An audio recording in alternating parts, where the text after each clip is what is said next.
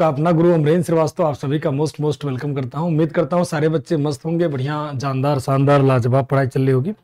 एक बार सारे बच्चे कमेंट करके फटाफट तेजी से बता दीजिए सभी को ऑडियो वीडियो सब कुछ क्लियर है। फटाफट जल्दी से कमेंट करें सारे बच्चे।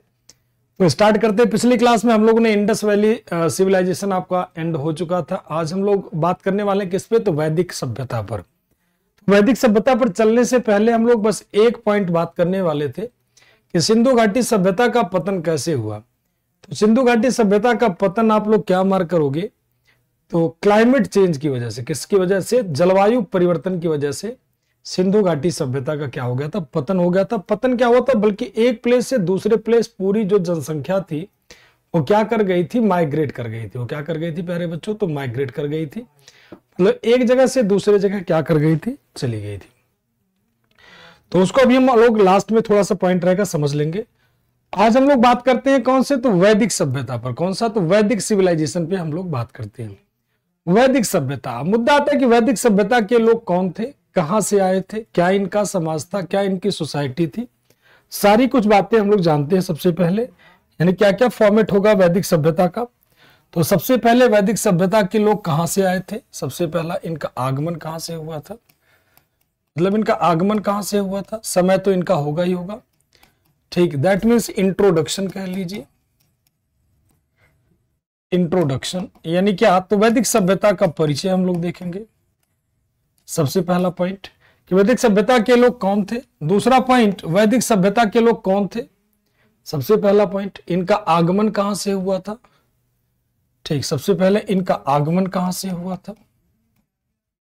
मतलब ये कहां से आए थे, ठीक। आगमन इनका कहां से हुआ था। दूसरा पॉइंट की बात कर लेते हैं, वैदिक सभ्यता में का इनिशियल रेसिडेंस कहां था, यानी प्रारंभिक निवास स्थान कहां था, प्रारंभिक निवास कहां पर था, ठीक। यानी क्या, इनिशियल रेसिडेंस कहां पर था इनका, ये लोग कहां पर सबसे पहले प्रारंभिक निवास इनका कौन से प्लेस पे रह रहे थे, तो सप्त सैंधावा प्रदेश। दूसरा पॉइंट आ जाता है कि चलो भाई ये सब बातें हो गई, टोटल वेद कितने हैं हमारे पास, टोटल वेदाज कितने हैं, यानी कुल वेद कितने हैं, टोटल वेदाज कितने हैं, कुल वेद हमारे पास कितने हैं। तो कुल वेदों की बात करेंगे हम लोग, कुल वेद हमारे पास कितने हैं, मुद्दा इस बात का आता है।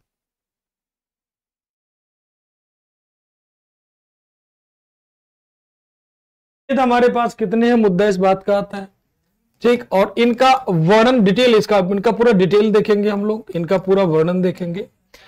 फिर हम लोग देखेंगे वैदिक काल में कौन सा चीज क्या क्या देखने को मिलता है। इसके बाद टोटल वेदांश हमारे पास कितने हैं, कौन कौन से वेद हैं, कमेंट करके सारे बच्चे आंसर बताओ।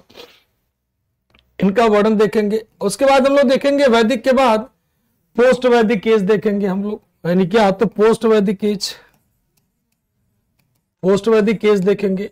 फिर हम लोग क्या देखेंगे, वैदिक सोसाइटी, वैदिक सोसाइटी यानी वैदिक समाज देखेंगे, वैदिक समाज की बातें करेंगे, ऋग वैदिक एज। उसके बाद हम लोग देखेंगे लेटर वैदिक एज यानी उत्तर वैदिक काल देखेंगे। तो ये सारी बातें एक एक करके हम लोग देखना स्टार्ट करेंगे, ठीक है। तो सबसे पहले तो ऋग वैदिक एज और कौन सा, तो उत्तर वैदिक एज। दो काल होता है, ऋग वैदिक एज और उत्तर वैदिक एज। तो वैदिक एज को हम लोग देखेंगे, ठीक है। सबसे पहला पॉइंट आएगा वैदिक एज,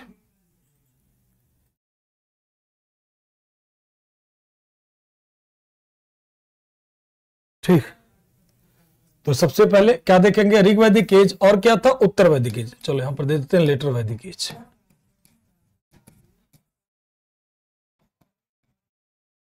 उत्तर वैदिक काल, वैदिक काल का समाज क्या था, देन हम लोग देखेंगे। इसके बाद और क्या देखेंगे प्यारे बच्चों,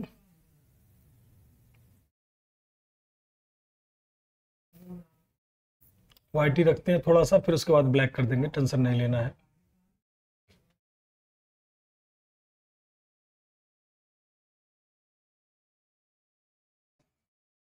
फिर उसके बाद हम लोग देखेंगे क्या, तो इनका पॉलिटिकल लाइफ देखेंगे, यानी क्या राजनीतिक जीवन। देन इनका हम लोग देखेंगे क्या, तो सोशल लाइफ हो गया, रिलीजियस लाइफ देख लेंगे, मतलब क्या धार्मिक जीवन, धार्मिक जीवन क्या था। फिर इसके बाद हम लोग देखेंगे इसमें क्या अदर फैक्ट, यानी क्या अन्य तथ्य। ये सारे पॉइंट हम लोग कवर करेंगे कौन से वैदिक काल में। तो शुरू करते हैं फटाफट तेजी से सारे बच्चे, एक एक करके हम लोग स्टार्ट करते हैं। तो सबसे पहले वैदिक काल का क्या होता है, इंट्रोडक्शन, परिचय है। ठीक, क्या कमेंट आ रहा है एक बार दिखाई जा। तो वैदिक काल का क्या क्या होता है सारा कुछ देखते हैं, एक एक करके सब कुछ पॉइंट आपका कवर करते हैं। तो सबसे पहले हम लोग बात कर लेते हैं वैदिक काल के किस पॉइंट पे। तो सबसे पहले वैदिक काल के हम लोग देखते हैं किस पे, इंट्रोडक्शन पे हम लोग बात करते हैं। इंट्रोडक्शन का मतलब वैदिक काल का टाइम क्या होता है।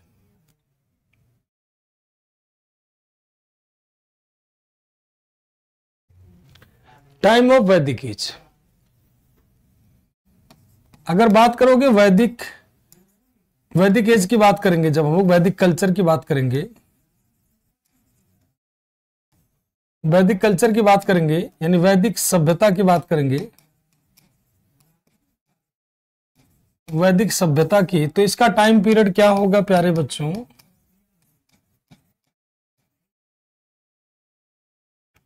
1500 बीसी से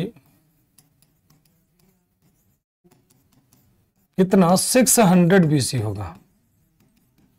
ठीक, दो डेट होगा, 1500 बीसी से 600 बीसी होगा, वैदिक पीरियड का टाइम होगा। ठीक, 1500 बीसी से कितना हो जाएगा 600 बीसी आपका यहां पर टाइम हो जाएगा।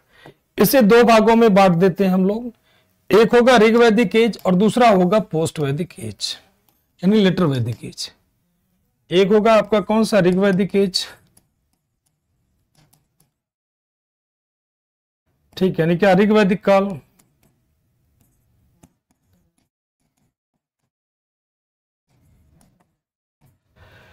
एक होगा आपका क्या तो ऋग वैदिक पीरियड और दूसरा क्या हो जाएगा लेटर वैदिक पीरियड। ठीक है, तो सबसे पहले हो जाएगा आपका क्या ऋग वैदिक पीरियड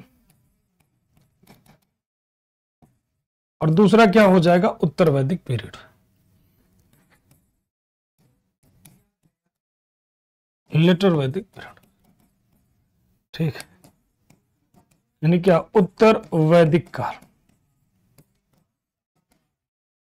अब देखो ऋग्वैदिक काल का टाइम की बात कर ले अगर हम लोग, तो 1500 से 1000 बीसी,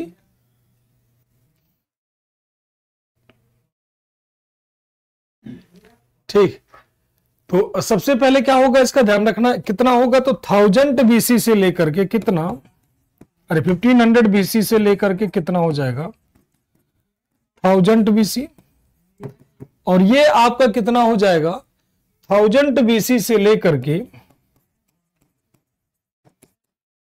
600 बीसी तक का इसका ड्यूरेशन है।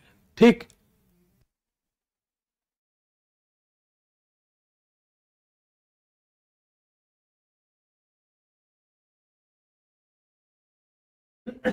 तो ये हो जाएगा आपका 1500 बीसी से, और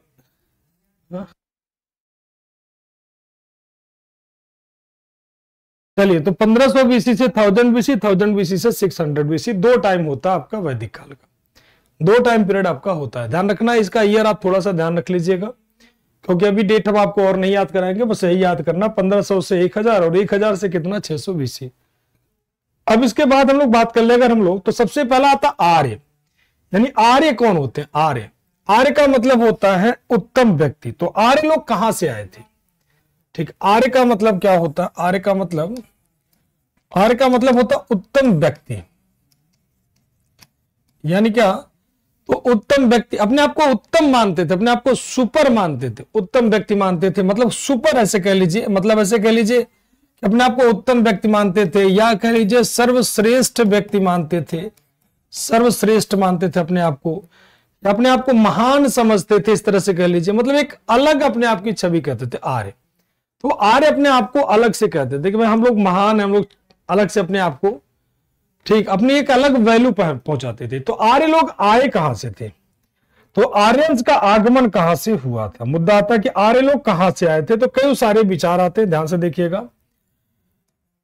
अराइवल ऑफ आर्यन यानी आर्यों का आगमन, आर्यों का आगमन। वैदिक काल के जो लोग थे उन्हें आर्य कहा जाता है।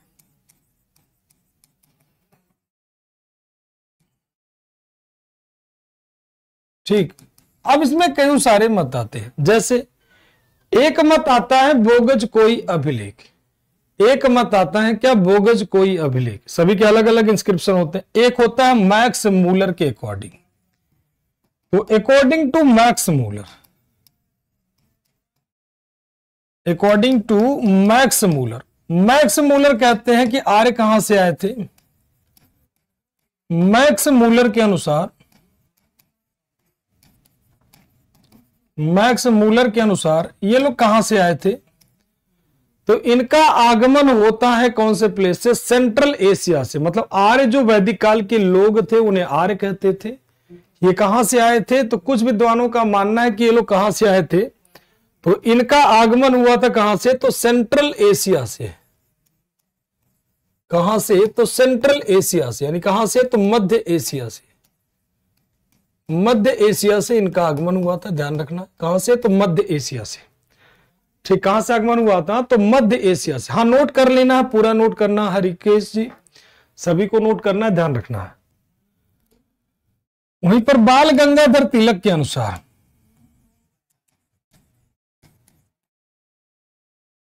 बाल गंगाधर तिलक, बाल गंगाधर तिलक के अनुसार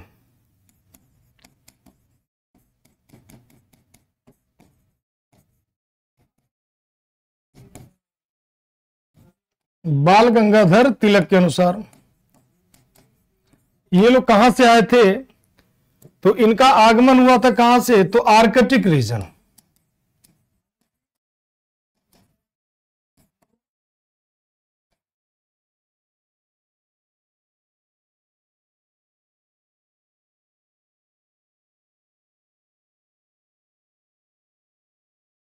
आर्कटिक क्षेत्र। ठीक, तो मैक्स मूलर के हिसाब से ये लोग कहां से आए थे, आर्कटिक क्षेत्र से। कौन से क्षेत्र से आते हैं प्यारे बच्चों, तो आर्कटिक क्षेत्र से। वहीं बोगज कोई अभिलेख कहता है, अकॉर्डिंग टू लक्ष्मीधर कल्ला, लक्ष्मीधर कल्ला के अनुसार,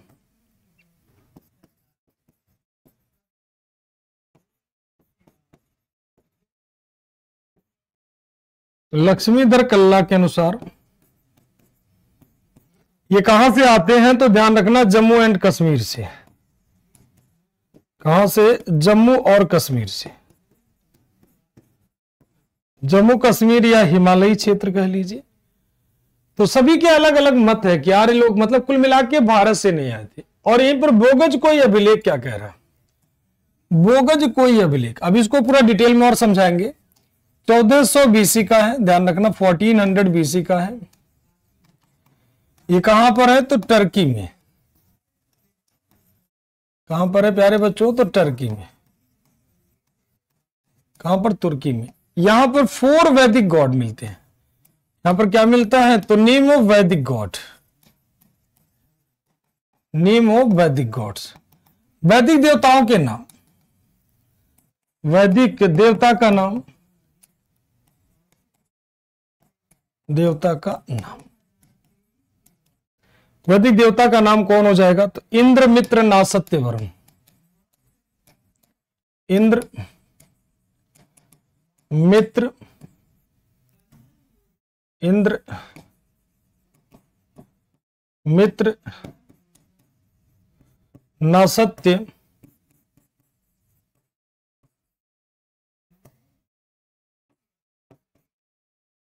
नासत्य, और कौन हो जाएगा, तो वरुणा। कौन हो जाएंगे, तो इंद्र मित्र नासत्य वरुण।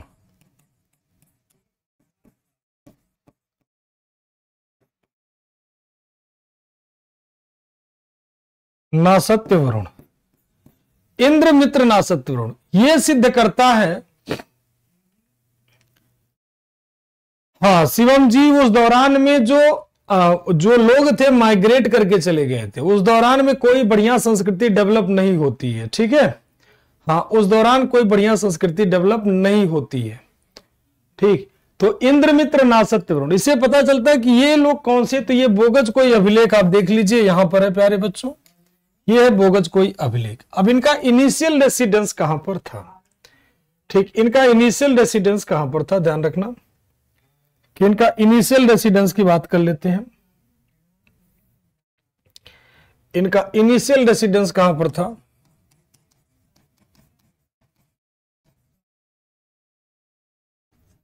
मतलब प्रारंभिक निवास इनका कहां पर था?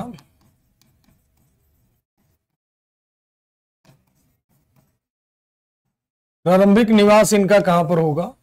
तो सप्त सैंधव प्रदेश।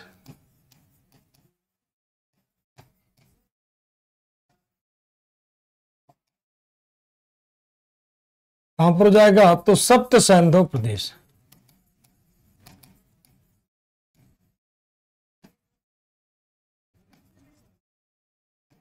प्रदेश, प्रदेश को ट्रांसलेट नहीं करना है। ठीक क्या कहेंगे? हाँ जय हिंद सारे बच्चों को, जय हिंद भाई। अविराज, सचिन, नकुल, क्या बात है, इतनी देर के बाद जय हिंद हो रहा है, क्लास लेट में स्टार्ट हुई। सर इतने एडवांस, ये एडवांस नहीं थे बेटा, ये पिछड़े हुए थे। ये लोग एडवांस नहीं थे, एडवांस इंडस वैली सिविलाइजेशन के लोग थे, ये पिछड़े हुए थे। ठीक, ये लोग पिछड़े हुए थे, पूरी तरह से ध्यान रखना, ये लोग पिछड़े हुए थे।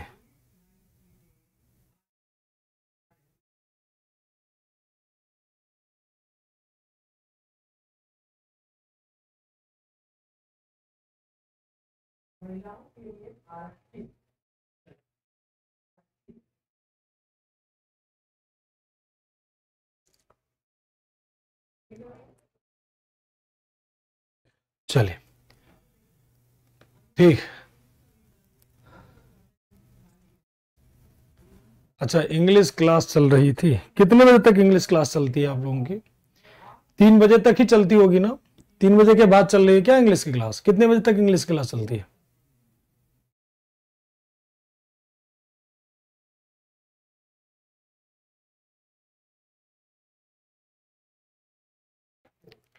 हाँ पीछे वाला बता देंगे, लेकिन आप लोगों की क्लास 2 से 3 ही तो रहती है इंग्लिश, 3:15 पे कौन सी क्लास रहती है? 3 बजे तो खत्म हो जाती है, 3:30 तक, 3:15 तक। कौन पढ़ाता है आपको इंग्लिश? कौन सर पढ़ा रहे हैं? चलिए मैं देख लूंगा क्या है, कौन सर पढ़ा रहे थे?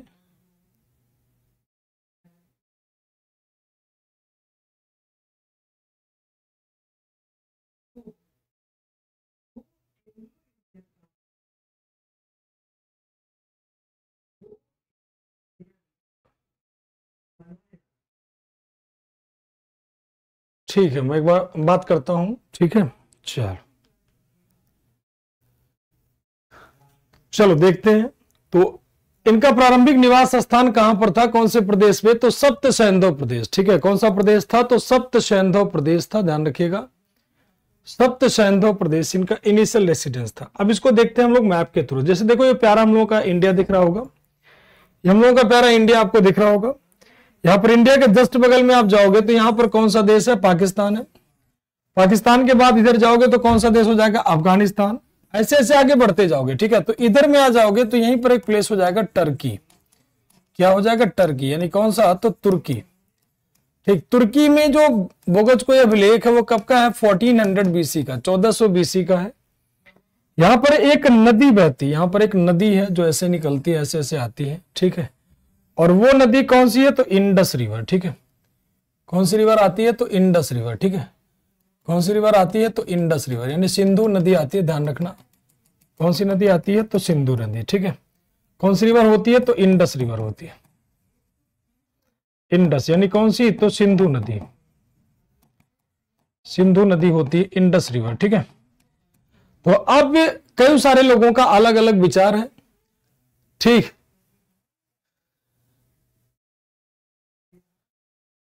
तो इतने टाइम की बातें कर लेते हैं।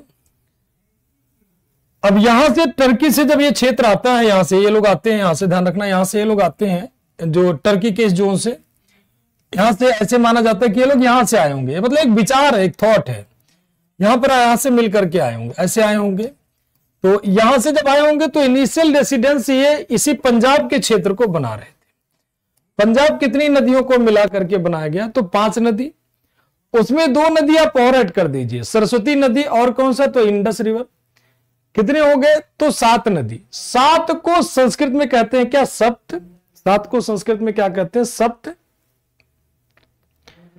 और उसमें मेन नदी कौन सी हो जाएगी? सिंधु। तो इसीलिए इस प्रदेश को कहते हैं क्या? सप्त सैंधव प्रदेश। कौन सा प्रदेश कहते हैं? सप्त सैंधव प्रदेश कहते हैं। कौन सा प्रदेश कहते हैं? सप्त सैंधव प्रदेश। सप्त सैंधव प्रदेश कहते हैं। ठीक है, कौन सा प्रदेश कहते हैं? तो सप्त सैंधव प्रदेश कहते हैं। ठीक, इसी प्रोविंस को कहते हैं क्या? सप्त सैंधव प्रदेश कहते हैं। ठीक,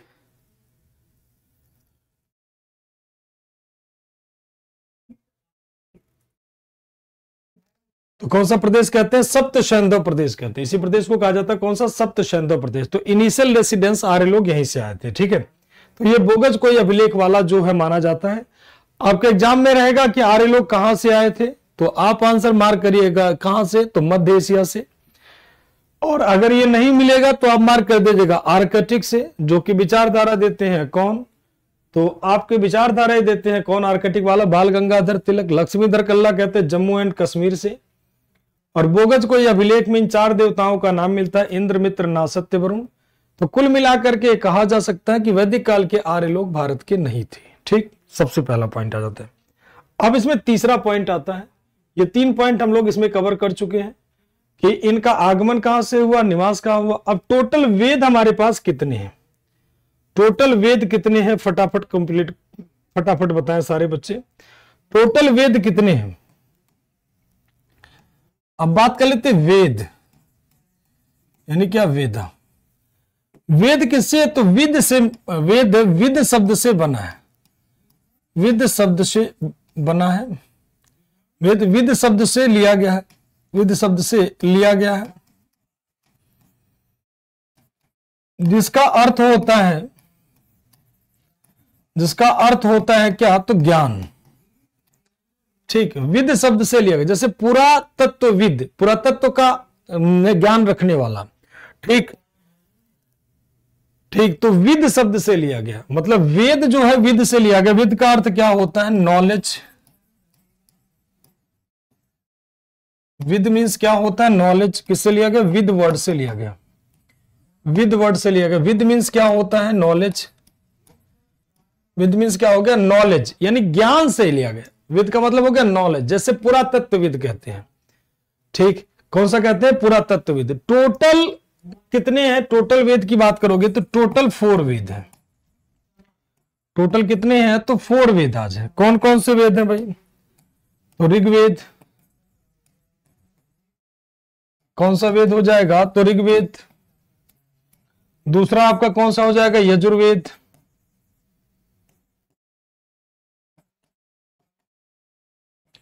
यानी कौन सा? यजुर्वेद। तीसरा आपका हो जाएगा कौन सा? तो सामवेद।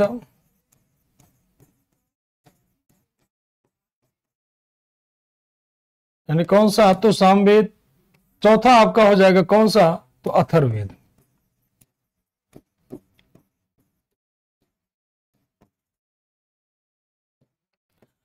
अथर्ववेद।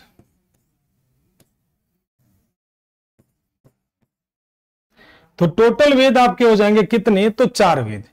इसको याद कैसे करोगे भाई? इसको याद करने का ट्रिक देख लो। इसको याद करोगे ट्रिक, पहला पहला वर्ड काट लीजिए इनका, पहला पहला वर्ड काट लीजिए इनका। तो क्या हो जाएगा प्यारे बच्चों? तो राइसा हो जाएगा। ठीक, पहला पहला वर्ड काट लीजिए। आर से हो जाएगा ऋग, वाई से यजुर, यस से साम, और ऐसे का हो जाएगा अथर्ववेद। तो राइसा करके इसे आप काट लीजिए। तो कुल वेदों की संख्या कितनी है? तो 4। वेदों को किसने संकलित किया था? वेदों का संकलन किसने किया था? बड़ा प्यारा सा सवाल आ रहा है। वेदों का संकलन किसने किया था? वेदों का संकलन किसने किया था? वेदों को लिखा नहीं गया था, वेदों का संकलन किया गया था, मतलब उसे कंपाइल किया गया था। ठीक, यानी वेदों को किसने कंपाइल किया था? कंपाइल किसने किया था? ध्यान रखना, कंपाइल किसने संगठित किया था? तो कंपाइल किसने किया था? तो ध्यान रखना, वेद व्यास ने। वेद व्यास ने। कौन सी भाषा है वेदों की? फटाफट तेजी से बताएं। वेदों की लैंग्वेज क्या है? कौन सी भाषा में वेद लिखे गए हैं? फटाफट तेजी से। वेदों का संकलन किया गया, मतलब इसे कहा गया अपौरुषेय। अपौरुषेय मतलब किसी पुरुष द्वारा नहीं लिखा, किसी पुरुष का द्वारा नहीं लिखा गया, नहीं लिखा गया, बल्कि भगवान की वाणी है। भगवान की वाणी, इसीलिए कहा जाता अपौरुषेय। क्या कहते हैं? अपौरुषेय। चलिए, अनिकेत कह रहे हैं वैदिक संस्कृत, सम्राट कह रहे हैं संस्कृत, जया का आंसर सही, प्रजापति जी कह रहे हैं संस्कृत, अभय संस्कृत, सूरज जी, अर्चना जी, अरविंद जी, परीक्षित जी। अच्छा, अगर हम दो संस्कृत बात करें, वैदिक संस्कृत और लौकिक संस्कृत, तब कौन सा संस्कृत आप बात करोगे?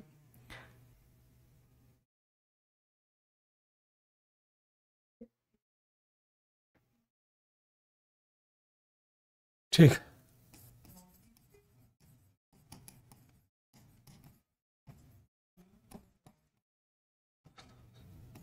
ठीक। किसने वेदों को संकलित किया था? अपौरुषेय कहा जाता है। अपौरुषेय, किसी पुरुष द्वारा नहीं बल्कि देवताओं की वाणी कहा जाता है। हाँ, अब सही आंसर आया, बहुत बढ़िया। वसंत जी, अभय जी, प्रिंस जी, अरविंद जी, सभी के आंसर बहुत बढ़िया। सर फिर अथर्ववेद तो अथर्वा ऋषि ने लिखा था। कंपाइल की बात होती है बेटा, कंपाइल, 3 वेद को प्रॉपर माना जाता है, संगठित किया गया है, उसको संगठित किया गया, ठीक है, तो संगठित की बात होती है, ठीक है ना, तो संगठन की बात यहां पर हो रही है। संकलन किसने किया था? लिखा किसने नहीं था, संकलन। उसे सभी वेदों के अलग अलग पाठ करने वाले होंगे, ठीक, किसी व्यक्ति को नहीं माना जाता है। लैंग्वेज ऑफ वेदास, वेदों का भाषा, वेदों की भाषा, तो क्या हो जाएगा? वैदिक संस्कृत।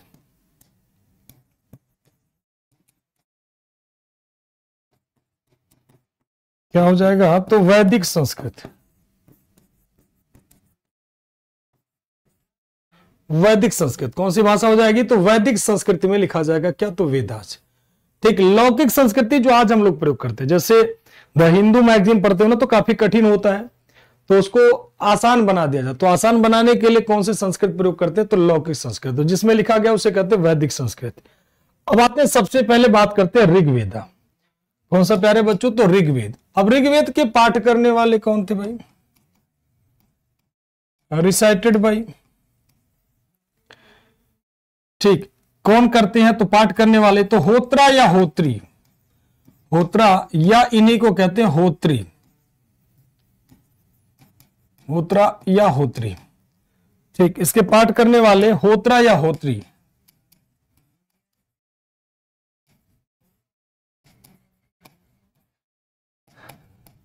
होत्रा या होत्री, होत्रा या होत्री, जो ऋग्वेद के पाठ करने वाले होते हैं होत्रा या होत्री। यह संसार की धर्म पे लिखी गई, हाँ बिल्कुल मिसा, अंशु, सभी के आंसर, अंकिता वेरी गुड, सभी के आंसर कहते हैं होत्रा या होत्री। तो वैदिक काल में धर्म, मतलब ऐसे कह लिए वैदिक जो है संस्कृत आप बात कर ऋग्वेद, तो संस्कृत में लिखी गई सबसे प्राचीनतम धार्मिक किताबों में से आती कौन सी? तो ऋग्वेद, ठीक, ओल्डेस्ट रिलीजियस टेक्स्ट मानी जाती है क्या? तो ओल्डेस्ट रिलीजियस टेक्स्ट, ठीक, प्राचीनतम धार्मिक लिखित किताब, प्राचीनतम धार्मिक ग्रंथ, धार्मिक ग्रंथ आपका माना जाता है कौन सा? तो ऋग्वेद। कौन सा वेद माना जाता है? ऋग्वेद, ठीक है। अब बात कर लेते हैं, अगर हम लोग इसमें कि टोटल अगर बात कर लेते हैं कि भाई ये इसका उपवेद क्या होता है, तो बताएं भाई इसका उपवेद क्या होता है, ऋग्वेद का उपवेद क्या होता है, उपवेद क्या होगा। तो ऋग्वेद का उपवेद होता है क्या आपका, तो इसका उपवेद जो होता है उसे कहते हैं क्या, आयुर्वेद। आयुर्वेदा क्या कहलाएगा, तो आयुर्वेद। ऋग्वेद का उपवेद क्या कहलाएगा, तो आयुर्वेद।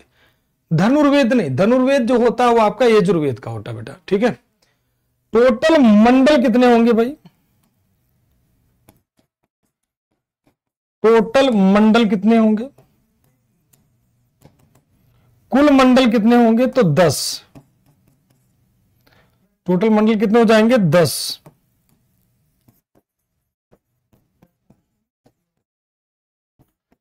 कुल मंडल कितने हो जाएंगे, 10। अब 10 में क्या क्या होगा सारा कुछ एक्सप्लेन करते हैं। कुल मंडल की संख्या कितनी हो जाएगी, 10। अब इसमें देखते हैं एक से दूसरा मंडल और बात कर लेते हैं भाई। पहला से दूसरा मंडल देखो, ऋग्वेद में टोटल मंडल कितने हो जाएंगे, टोटल मंडल कितने हो गए, 10। ठीक, फर्स्ट एक से लेकर के फर्स्ट एंड 10th मंडल। चलो अभी इस पॉइंट को आगे बाद में लाते हैं। First and 10th Mandal, first and 10th मंडल कौन सा मंडल कहलाएगा, तो इसे कहते हैं न्यू मंडल। कौन सा मंडल कहलाएगा, न्यू मंडल। इसे कौन सा मंडल कहते हैं, न्यू मंडल कहते हैं।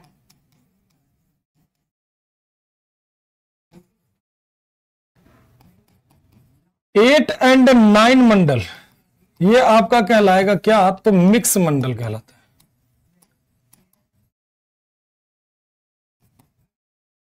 एंड 9th मंडल ये आपका कहलाएगा मिक्स मंडल। वहीं पर 2 to 7 मंडल ये आपका कहलाएगा ओल्डेस्ट मंडल। इसी को और एक नाम देते, ओल्डेस्ट मंडल कहलाता है। इसी को कहते हैं फैमिली मंडल नाम देते हैं, इसी को कहते हैं वंश मंडल कहते हैं, गोत्र मंडल कहते हैं। ठीक, तो ये तमाम सारे नाम देते हैं। ये ओल्डेस्ट मंडल आपके कहलाते हैं, प्राचीनतम मंडल। मतलब पहला और 10वां मंडल ये क्या कहलाएगा, तो नवीन मंडल।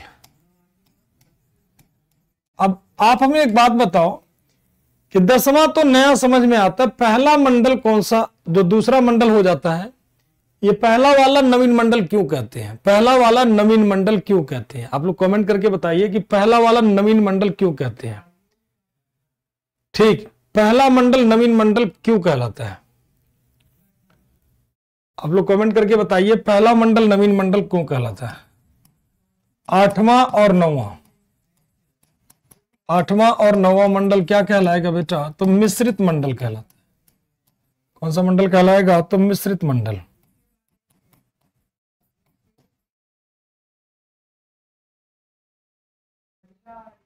ठीक, 2 और 7वां मंडल, 2 से 7वां मंडल,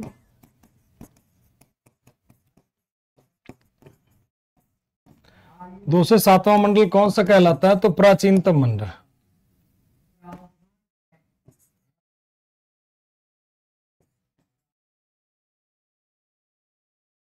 दो से 7वां मंडल कौन सा कहलाएगा, प्राचीनतम मंडल कहलाएगा।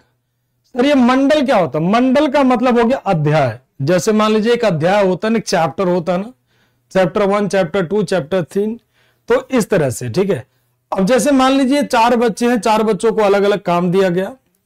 ठीक, अलग अलग काम दिया गया कि 4 अलग अलग बातों पर किताबें लिखो। जैसे किसी से कहा गया कि भाई आप एक काम करिए, किसी को कहा गया कि आप भाई खान ग्लोबल स्टडी के बारे में तमाम सारी बातें, सबसे कहा गया कि एक काम करिए, सभी लोग अपने अपने बातों को लिखें। सबका अलग अलग ओपिनियन लिया गया कि आप बताइए खान ग्लोबल स्टडी के टीचर्स के बारे में। एक व्यक्ति को कहा गया आप खान ग्लोबल स्टडी के जो है मैनेजमेंट के बारे में बताइए। एक व्यक्ति से कहा गया कि आप खान ग्लोबल के ठीक, ऑनलाइन एजुकेशन के जो है प्लेटफॉर्म को बताइए। एक बच्चे से कहा गया आप ऑफलाइन बैचेस के बारे में बताओ, तो 4 लोगों को अलग अलग खान ग्लोबल के बारे में लिखा गया, तो 4 लोग अलग अलग किताब लिखेंगे, तो उन्हें जब कंप्रेस किया जाएगा तो उसमें जो पहला पार्ट जोड़ा जाता है वो जोड़ा जाता है इंट्रोडक्शन, यानी क्या, इंडेक्स के रूप में। तो इंडेक्स बाद में लिखा गया, ऐसे कह लीजिए। तो इंडेक्स बाद में, हाँ बिल्कुल बाद में जोड़ा गया होगा पंकज जी, बिल्कुल सत्य वचन। तो पहला इंडेक्स बाद में जोड़ा गया और 10वां आखिरी बाद में जोड़ा गया। ठीक, 10वां तो कोई बात ही नहीं, पहला इंडेक्स लिखा गया। जैसे कोई काम करते हो ना तो सूची बनाते हो ना, सूची इस चैप्टर में ये है, इस चैप्टर में ये है, इस चैप्टर में ये है, तो इसी तरह से पहला तो एक एक अध्याय लिखा गया। तो कुल मिलाकर के कितने चैप्टर पाए जाते, कितने अध्याय, तो 10 अध्याय। बेसिकली ऋषियों से संबंधित है ये मंडल, ऋषियों से संबंधित है, तो एक एक मंडल कहा गया। अब इस मंडल में अलग अलग ऋषियों से संबंधित है। जैसे दूसरा मंडल किससे, तो गृत्समत से। तीसरा मंडल किससे, तो वामदेव से। ठीक, पहला मंडल किससे, दूसरा मंडल किससे हो जाएगा, तो गृत्समत से। दूसरा तो दूसरा जो गृत्समत से, तीसरा हो जाएगा विश्वामित्र से। जैसे देखो यहां पर सारा लिख दे रहे हैं। थर्ड मंडल का संबंध किससे, सेकंड मंडल किससे संबंधित है, यानी द्वितीय मंडल। अब बार बार तो हिंदी इंग्लिश में लिखने की जरूरत नहीं, क्योंकि सेकंड द्वितीय हो जाएगा। तो इससे संबंधित जो ऋषि माने जाते हैं उन्हें कहा था गृत्समत। गृत्समत कौन लिखते, इसके लेखक माने जाते हैं, गृत्समत से संबंधित ऋषि है। गृत्समत कौन ऋषि लिखते हैं, तो गृत्समत कौन ऋषि लिखते हैं, तो ध्यान समझना, सेकंड मंडल को माना जाता है कि ये गृत्समत ऋषि से संबंधित है। कहीं ना कहीं उन्होंने जो बातें कही होंगी वो इकट्ठा किया गया। तीसरा मंडल, थर्ड मंडल आप बात कर लेंगे। थर्ड मंडल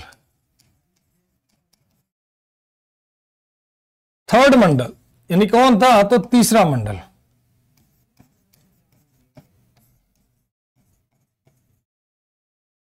तीसरा मंडल किससे संबंधित है, तो तीसरा मंडल आपका संबंधित हो जाएगा किससे, तो विश्वामित्र से। विश्वामित्र से किससे संबंधित हो जाएगा, तो ऋषि विश्वामित्र से। ठीक, और थर्ड मंडल में क्या मिलता है, तो थर्ड मंडल में गायत्री मंत्र मिलता है। गायत्री मंत्र, ठीक, क्या है, तो गायत्री मंत्र तीसरे मंडल में पाया जाता है। कौन सा मंत्र, तो गायत्री मंत्र। और गायत्री मंत्र किसको डेडिकेटेड है, आप लोग कमेंट करके बताएं। गायत्री मंत्र किससे संबंधित है, डेडिकेटेड टू लॉर्ड, आंसर आ गया होगा सभी का, शिवा, लॉर्ड सन, लॉर्ड सन।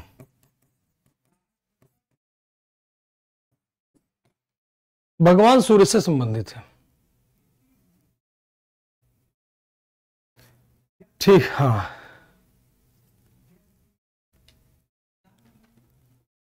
देखो सबसे पहली बात तो सारे बच्चे टाइम से रहो। टाइम से नहीं रहोगे, बाद में आओगे, बाद में कहोगे हमें समझा दो, हमें ये कर दो, तो अब उसका कैसे ऑप्शन बताएं। बाकी बच्चे बताएं, सभी को क्लियर है, बाकी बच्चे एक बार कमेंट करके बताएं, देखें किसका किसका क्लियर है, किसका क्लियर नहीं है। बाकी बच्चे बताएं किसका किसका क्लियर है, जल्दी से बताएं किसका किसका क्लियर हो गया।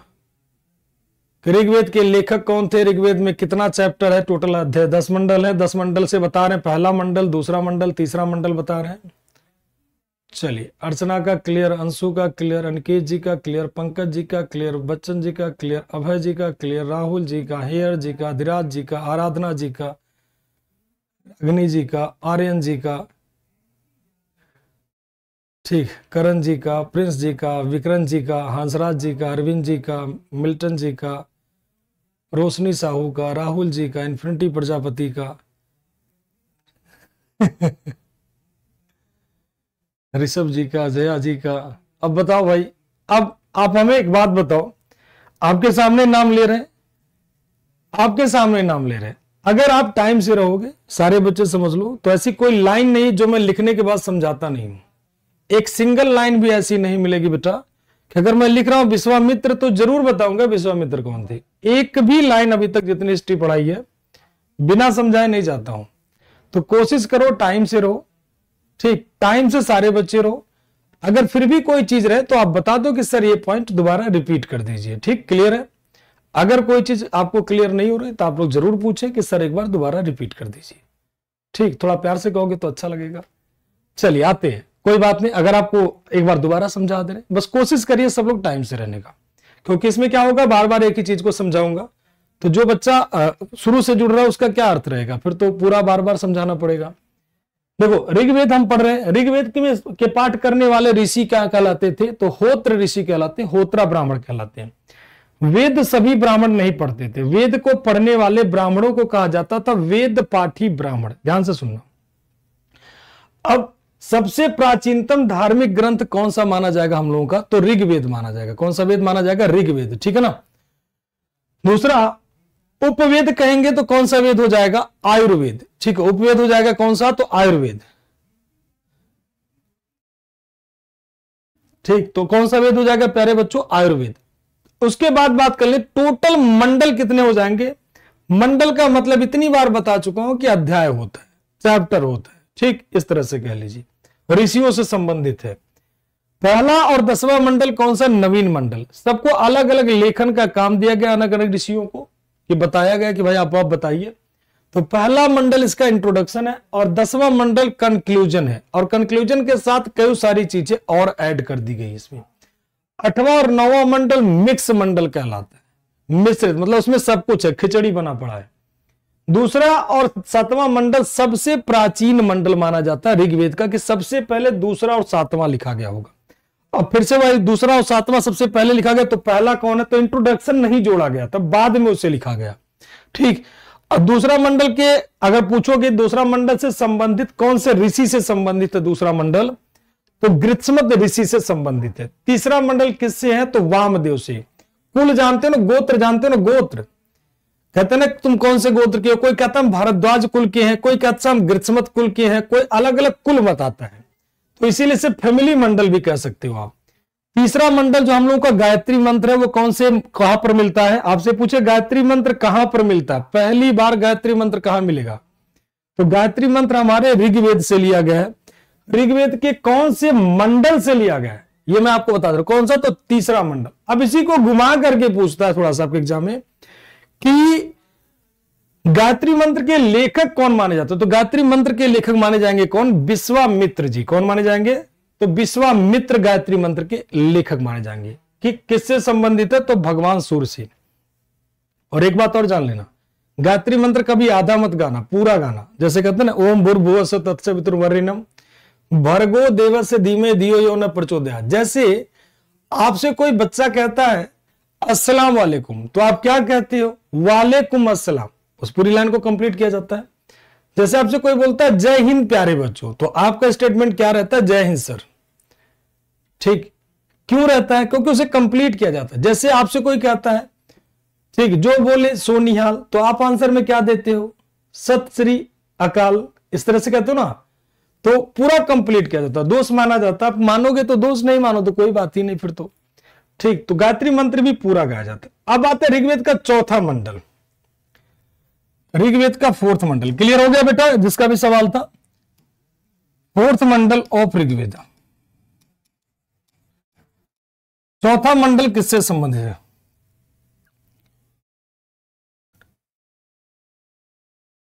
तो अत्रि से संबंधित है, ठीक। 5वां मंडल किससे संबंधित है, ये ऋषि है, ध्यान रखना, ये ऋषि है सारे लोग। किससे, तो भारद्वाज ऋषि से। किससे संबंधित है, तो भारद्वाज।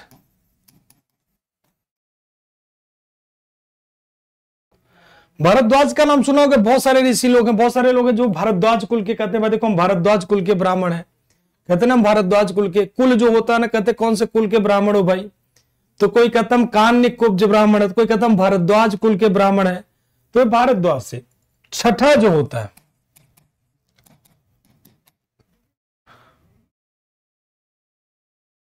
तो वामदेव। कौन हो जाएंगे, तो वामदेव।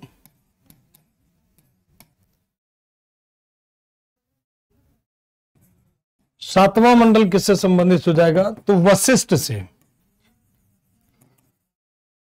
कौन से ऋषि से हो जाएगा बेटा, तो वशिष्ठ से ऋषि हो जाएगा। कौन से ऋषि, तो वशिष्ठ ऋषि से। ठीक, कौन से ऋषि से हो जाएगा? वशिष्ठ ऋषि से।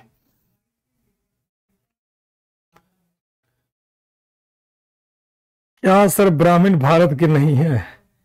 ये अब देखो, यहाँ ब्राह्मण क्षत्रिय वैश्य शूद्र से हमारा कोई मतलब नहीं है। जो आपके इतिहास में जो चीजें दी गई हैं वही पढ़ा रहे हैं, ठीक है बेटा। और ब्राह्मण क्षत्रिय वैश्य शूद्र इन सबसे हमारा कोई मतलब नहीं है। हमारा मतलब जो इतिहास कहता है उस पॉइंट पे हम लोग फोकस करते हैं। ठीक, क्लियर?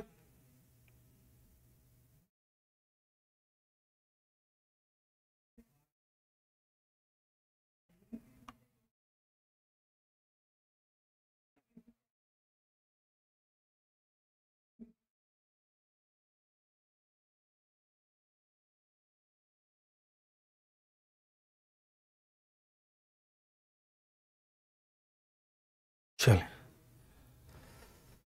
तो यहां तक की सबकी बातें हो गई होंगी क्लियर, उम्मीद करता हूँ क्लियर हो गया हूं। ठीक है, अब आते हैं, देखो यहां पर और बातें हम लोग करते हैं। ठीक, और बातें हम लोग यहां पर स्टार्ट करते हैं। अब बात कर लेते हैं। अब इसमें देखो कई सारी चीजें, जैसे चौथा मंडल।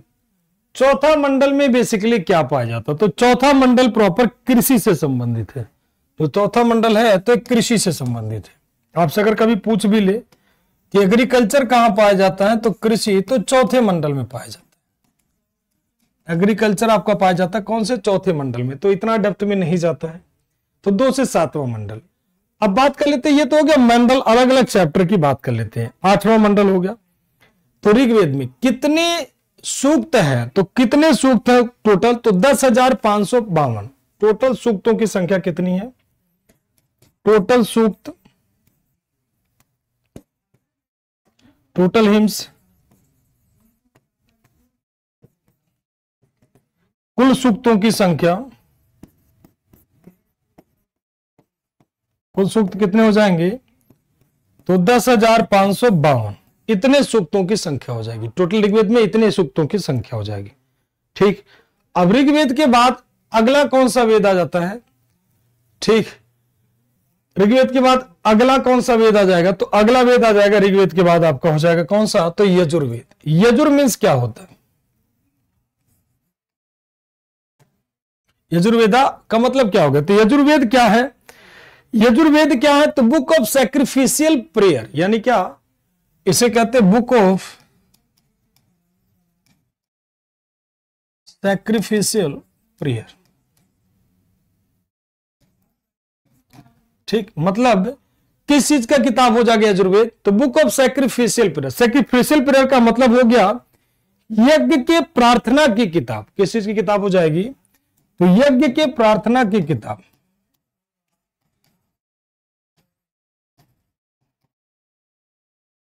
प्रार्थना की किताब हो जाएगी। ठीक, इसके पाठ करने वाले कौन हो जाएंगे? इसके रिसाइटेड बाय यजुर्वेद का अध्वर्यु।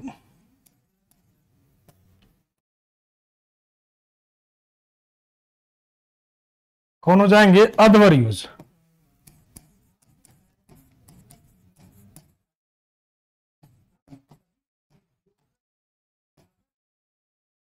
अध्वर्यु कौन हो जाएंगे? तो अध्वर्युज। पाठ करने वाले हो जाएंगे कौन? अध्वर्यु। इन मंत्रों को लिखा है बेटा, इन मंत्रों को ऋषि लोग लिखते हैं, प्रॉपर लिखते हैं। उसी ऋषियों से पता चलता है कि ये लोग क्या करते हैं। वेद व्यास जी अलग अलग जगह से चीजों को कलेक्ट करके और वेद लिख देते हैं। ठीक, वेदों को संगठित कर देते हैं। जैसे कहीं कुछ मिला, कहीं कुछ मिला, कहीं कुछ मिला, तो उसमें ऋषियों के, ऋषि मुनि ही रचनाकार माने जाते थे। ठीक है, और ऋषि मुनि ही रचनाकार इसके माने जाते हैं। तो अध्वर्यु। इसका उपवेद क्या हो जाएगा? तो आर्चर।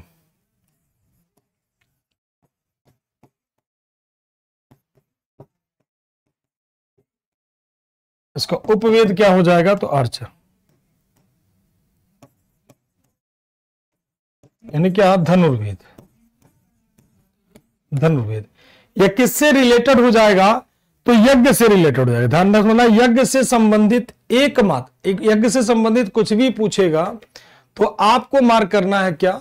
हाँ, उपवेद, आर्चर, धनुर्वेद कह लीजिए इसे। धनुर्वेद आपके एग्जाम में ट्रांसलेटेड नहीं रहेगा। धनुर्वेदा भी इंग्लिश में लिख लेना प्यारे बच्चों, नहीं तो अगर मामला खराब हो जाएगा। ठीक है ना? ठीक, तो कभी कभी इस तरह से कंपाइल। तो यजुर्वेद ये एकमात्र वेद है जो दो भागों में बटा हुआ है, एकमात्र वेद। हाँ, वॉर, बिल्कुल युद्ध से संबंधित सारी चीजें आपको यहीं पर मिल जाएगी। कौन से? तो इसी में। ठीक, अब इसका उपवेद की बातें हम लोग अगर कर ले यजुर्वेद में, इसका उपवेद हो गया, ये कितने भागों में? दो भागों में डिवाइड है, डिवाइडेड इनटू टू पार्ट, दो भागों में बटा हुआ।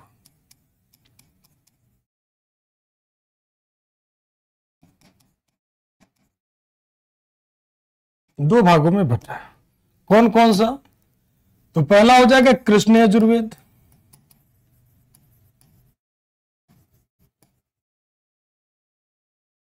कौन सा? तो कृष्ण यजुर्वेद।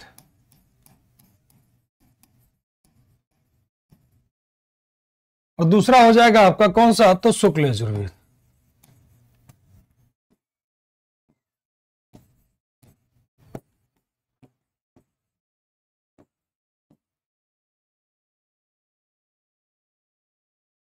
कौन सा वेद हो जाएगा? तो शुक्ल यजुर्वेद।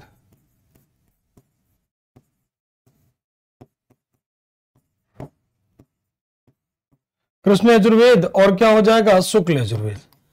अब कृष्ण यजुर्वेद की बात कर लेते हैं, तो इसको कहते हैं क्या? तो ब्लैक, और इसको कहते हैं क्या? व्हाइट। ठीक, जैसे दो वेद होता, एक कृष्ण पक्ष होता है महीने में, ठीक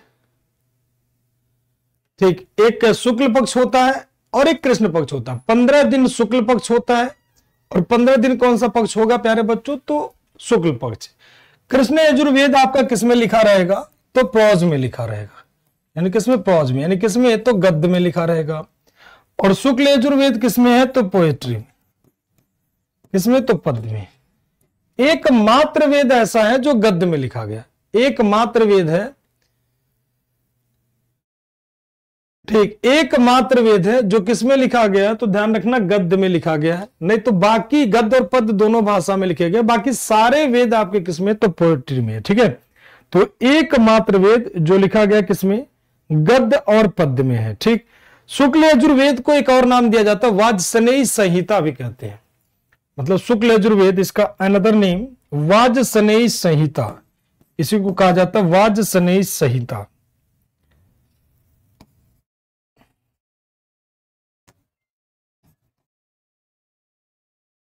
शुक्ल यजुर्वेदा, शुक्ल यजुर्वेदा इज कॉल्ड वाजसनेयी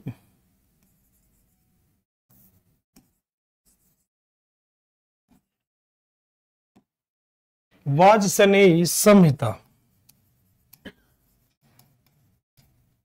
शुक्ल यजुर्वेद को ग्रंथ का नाम है, ध्यान रखना, शुक्ल यजुर्वेद को वाजसनेयी संहिता कहते हैं,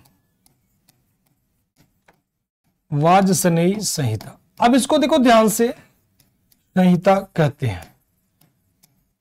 अगर आपसे पूछ ले कि एकमात्र वेद, आपके एग्जाम में क्वेश्चन कैसे रहेगा कि एकमात्र वेद जो गद्य पद्य दोनों में लिखा गया, तो कौन सा वेद हो जाएगा आपका? यजुर्वेद। एकमात्र वेद जो यज्ञ से संबंधित है, तो कौन सा वेद हो जाएगा? ठीक, तो एकमात्र वेद जो शुक्ल, मतलब एकमात्र वेद जो ऐसे कह लीजिए गद्य पद में लिखा गया, तो ये आपका हो जाएगा यजुर्वेद। एकमात्र वेद जो यज्ञ से संबंधित है, तो किससे? तो यजुर्वेद। मतलब इसका रिलेशन किससे होगा? तो ध्यान रखना है, ये जो यजुर्वेद है रिलेटेड टू किससे संबंधित हो जाएगा? तो यज्ञ, सैक्रिफाइस जिसे कहते हैं, मतलब यज्ञ से संबंधित हो जाएगा। किससे? तो यज्ञ से संबंधित हो जाएगा। आपका कुछ भी यज्ञ से संबंधित पूछे, वाजसनेयी संहिता, एक वाजसनेयी एक पर्सन थे, एक ऋषि के माने जाते थे, बेटे माने जाते थे, उन्हीं के द्वारा इसे कंपोज किया गया। इसका जो पार्ट जो है वाजसनेयी बताया गया, हल मदद किया गया, तो उसे कहते हैं वाजसनेयी संहिता। ठीक, शुक्ल यजुर्वेद मतलब छोटा छोटा पार्ट करने का काम वो लोग कहते हैं। ठीक, छोटा छोटा पार्ट करते हैं। इसके बाद आता है आपका सामवेद। कौन सा वेद आएगा? तो सामवेद। तो सामवेद आज नहीं चलते हैं, 7 सुरों का वर्णन होगा, चलो इसको देख ही लेते हैं सामवेद को। सामवेद, सामवेद का मतलब हो गया क्या? सामवेदा के पाठ करने वाले कौन हो जाएंगे? रिसाइटेड बाई उद्गाता या उद्गात्री कहते हैं, यानी पाठ करने वाले उद्गाता या उद्गात्री करने वाले, उद्गाता या उद्गात्री कहलाते हैं। ठीक, किससे रिलेटेड है प्यारे बच्चों? किससे रिलेटेड है? रिलेटेड टू म्यूजिक, किससे? संगीत से संबंधित है।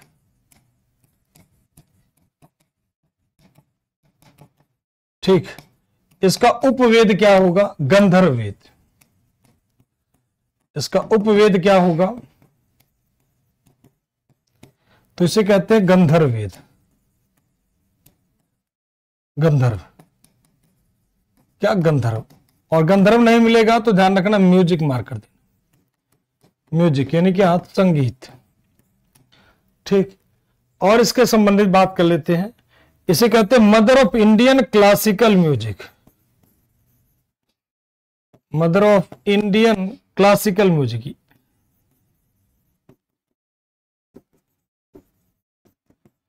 भारतीय संगीत की जननी, ऐसे कह लीजिए। मदर ऑफ इंडियन म्यूजिक या क्लासिकल म्यूजिक, भारतीय शास्त्रीय संगीत की जननी या भारतीय संगीत की जननी। जननी कहते हैं किसे? इस वेद को। इसमें क्या मिलता है भाई? तो इसमें 7 सुरों का वर्णन मिलता है। अब 7 सुर कौन कौन से हैं बताएं आप लोग? 7 सुरों का वर्णन मिलता है। 7 सुरों का वर्णन। 7 सुर कौन कौन से होंगे? तो सारे बच्चे कमेंट करके बताइए 7 सुर कौन कौन से होंगे।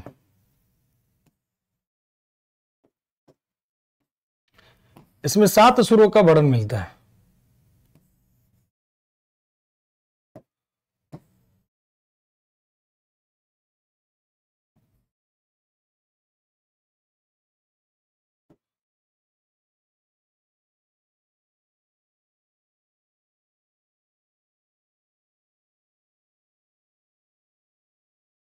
इसमें 7 सुरों का वर्णन मिलता है।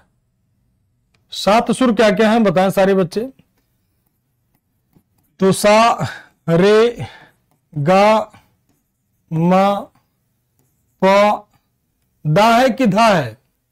बताएं। प, ध, नी, शा।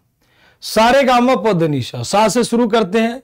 सारे गामा पद नी सा। बहुत बढ़िया। नी 1 2 3 4 5 6 7। देखो ध्यान से शुरू होता है 1 2 3 4 5 6 और क्या? तो 7। तो सबसे पहले संगीत से लिखित पहली कोई किताब है तो आपकी मानी जाती है कौन सा वेद? तो सामवेद। तो ये 7 सुरों का वर्णन पाया जाता है कौन से वेद में? तो सामवेद में। ठीक है, और बात कर लेते हैं। इसी में भूकंप और अकाल के साक्ष्य भी लिखते हैं। ठीक है, तो पहला लिखित साक्ष्य भूकंप और अकाल का। पहला लिखित साक्ष्य भूकंप और अकाल का। भूकंप और अकाल का। ठीक, तो आज की क्लास यहीं रखते हैं, समय इजाजत नहीं दे रहा। उम्मीद करता हूं सभी का क्लियर होगा। एक बार कमेंट करके सारे बच्चे बता दो सभी का क्लियर है ना? 7 सुरों का वर्णन सभी का क्लियर है? एक बार बता दीजिए। कल ठीक मिलते हैं कितने बजे? 3 बजे। सभी का क्लियर है? तो मिलते हैं ठीक 3 बजे। तब तक के लिए जय हिंद, जय भारत, वंदे मातरम। Clear sir? दीपक जी का, आदर्श जी का, अभय जी का, रोशनी साहू का, अर्चना, करण, सभी का क्लियर। चलिए, थैंक यू टू ऑल।